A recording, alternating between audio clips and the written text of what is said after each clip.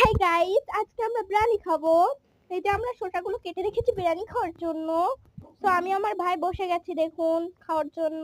ও আল্লাহ, আমার ভাই আমাকে এটা দিয়েছে আর আমারটাও নিয়েছে। আমি এটুকুই খেতে হবে আমার। আমি একটু সালাদ নিয়ে খাচ্ছি আর ওই যে আমার বড়টা নিয়ে বসেছে আর ওটাও একটু সালাদ তুলছিলাম আমি। ওইটা নিয়েই ও খাচ্ছে। আরে সালাদ কত তুলছো? আমি এটা করো না।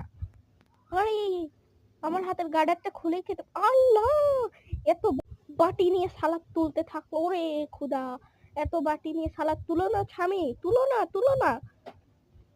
যাক বাবা, একটু তো তুলো।